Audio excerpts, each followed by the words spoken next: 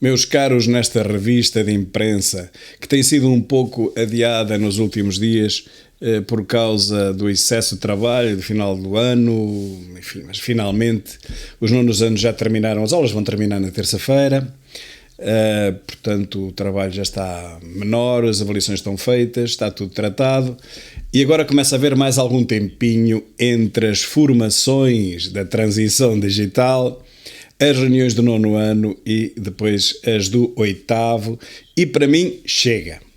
Prometi há 15 dias que faria uns diretos às segundas, quartas e sextas, mas não foi de todo possível, dado o excesso de trabalho escolar e da falta de tempo com que me tenho deparado. Mas agora as coisas estão melhor e vamos lá retomar a revista de imprensa, hoje apenas com uma notícia. É que vai haver um novo aumento brutal de combustíveis, justamente na próxima segunda-feira. Máximos vão bater históricos e, portanto, vamos ter o gasóleo com aumento de 12 cêntimos e a gasolina 14. A baixa do ISP do governo equivale apenas a cerca de 0,3 cêntimos em média, portanto é um valor irrisório. E aqui continuamos nesta encruzilhada de aumentos de tudo e de mais alguma coisa. São aumentos que não têm nada a ver com os 8% de que o governo fala, nem 8% e nem 18%, provavelmente mais próximos dos 28%. E, como eu já tenho vindo a dizer em vídeos anteriores, se tudo continuar assim, meus caros, nós chegaremos ao final do ano com uma inflação real superior a 50%. Mas sem sombra de dúvidas, ponho aqui já um 50%, grande 50%.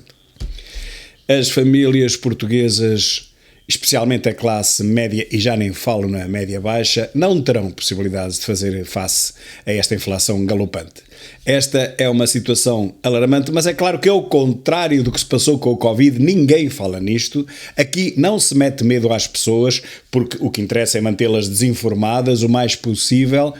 E, portanto, quanto mais tarde as famílias derem conta de que não têm dinheiro para chegar ao fim do mês, melhor para o governo. O problema é que elas já deram. Mais de 1 milhão de famílias já deram conta que não conseguem chegar ao fim do mês. Os pedidos de ajuda disparam, a Caritas nunca teve tanto pedido de ajuda, mesmo no tempo da Troika, nada se compara ao que se passa hoje. Os preços não param de subir, não há nada que não tenha subido mais de que 20% e ninguém fala nisto. Mas a verdade é que, infelizmente, eles vão continuar a subir. O indicador mais corrente e que salta à vista de todos é o preço dos combustíveis. É para aí que toda a gente direciona o olhar. Realmente não há forma de ignorar isto. Os combustíveis voltam a aumentar praticamente todas as semanas, é raro que desçam, e isso alerta imediatamente a população. É talvez o único indicador que salta à vista. Não há forma de esconder o aumento dos combustíveis, e atrás desse aumento vem tudo, como sabem. Portanto, quando o nosso primeiro-ministro disse que isto seria uma situação transitória, ele estava a mentir. E sabia que estava a mentir, não é, Dasha? Transitório é um fenómeno que dura 1 mês, 2 meses, no máximo meia dúzia de meses. Este fenómeno desta inflação veio para ficar. Porque mesmo que os combustíveis recuem, e hão de recuar por falta de procura, os preços que entretanto subiram não baixarão. Quase de certeza absoluta que aquilo que já subiu nos supermercados não descerá. E, portanto, estamos a falar talvez de 25%, números redondos, em termos de inflação dos bens primários, dos bens alimentares.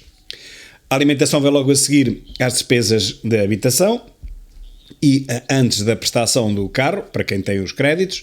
Portanto, as despesas com alimentação numa família correspondem à segunda ou à terceira parcelas do orçamento familiar. Um aumento de 20% nesta parcela, a somar aos aumentos dos combustíveis, que também não param, equivalem a um aumento de despesa da ordem dos 20% neste orçamento familiar. Portanto, a maior parte das famílias da classe média baixa e baixa não conseguirão comportar estes aumentos, estes brutais aumentos de preços. Não vejo nenhuma comunicação social a falar disto. Ao contrário da pandemia, de que toda a comunicação fazia eco e falava 24 sobre 24 horas por dia, estamos agora em presença de uma pandemia tão ou mais grave do que a anterior, porque os portugueses, especialmente os mais pobres, não têm possibilidade de continuar a alimentar-se. Simplesmente isto. E não venham cá com o Banco Alimentar contra a Fome a resolver problemas, porque isso é um negócio que alguém devia investigar. Estamos a falar de milhões de euros em economia paralela que são injetados nas IPSS apenas e dos quais nenhum pão, nem uma maçã a mais é entregue a nenhum pobre, a nenhum idoso. Todo esse material vai para as IPSS selecionadas, nem sequer são todas, e essas IPSS é que o agradecem, porque evitam de comprar a mercadoria que lhes é oferecida. Mas os seus utentes continuam a ter o mesmo regime alimentar. Não há diferença nenhuma. É uma das maiores fraudes de Portugal e parece-me que eu sou o único que anda há mais de 10 anos a denunciá-la. Banco Alimentar contra a Fome é uma fraude gigantesca e toda a gente olha para o lado, toda a gente assobia para o lado e finge não ver. Meus caros, nós estamos em princípios de junho, estamos a chegar à metade do ano. Não há forma nenhuma de subsidiar 3 ou 4 milhões de portugueses que vão precisar de ajuda imediata se os preços continuarem a subir da forma que têm subido ultimamente. Só que o problema é que eles não estão a subir ao mesmo ritmo, estão a subir ainda mais. Cada vez mais. Estão a subir cada vez mais. E eu, sinceramente, não consigo prever o que vai acontecer.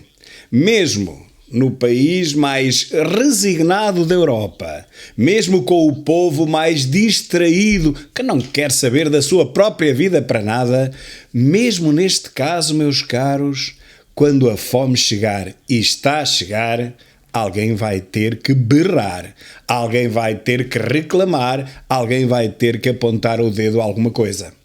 Não há subsídios que cheguem para metade da população portuguesa.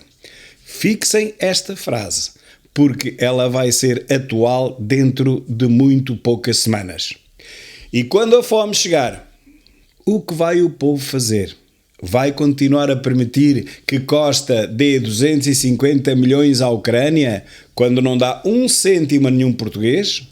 Continuará a permitir que o governo dê 60 euros aos imigrantes dos Estados Unidos, do Canadá, que não estão sequer em Portugal, e esses recebem 60 euros, já receberam, porque não têm rendimentos nenhuns em Portugal, enquanto os verdadeiros pobres que cá moram, que cá vivem em Portugal, não recebem sequer esses 60 euros?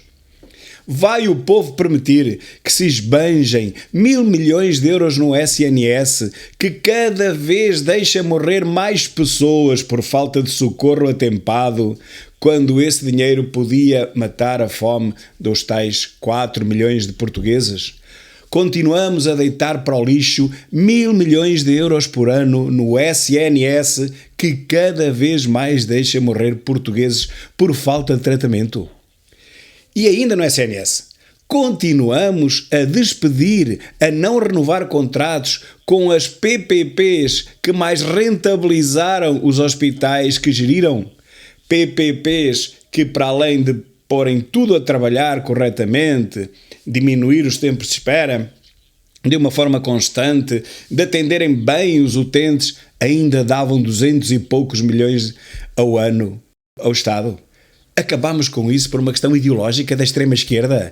E agora temos estes 3 hospitais a arrebentar pelas costuras, a não dar resposta a ninguém, a assistir a uma debandada geral de médicos e enfermeiros, a deixar o povo todo sem tratamento. E ninguém se queixa, meus caros. As pessoas veem morrer os seus familiares e não se queixam. Até quando é que isto vai continuar, meus caros? Eu vou-vos dar uma data. Isto vai continuar até ao final deste ano. No máximo. Ou a inflação para e regride, ou os combustíveis e a alimentação começam a descer, o que não acredito, ou o governo começa a subsidiar todas as famílias em Portugal, o que é mais impossível ainda, porque não há dinheiro nenhum, não há nada, nem com bazuca, nem sem ela, ou então nós iremos assistir a uma grave convulsão social em Portugal. Porque não me parece que haja remédio nem saída. Os pais já não se queixam quando veem partir os avós e partir por falta de tratamento. Agora são as bactérias hospitalares. Aqui no interior, toda a gente morre com bactérias hospitalares. É o que se diz, com a maior desfaçatez. Foi uma bactéria hospitalar que foi contraída no hospital. Disse isto. E ninguém faz nada. Toda a gente encolhe os ombros. Ninguém pede responsabilidades a ninguém, nem ao Estado.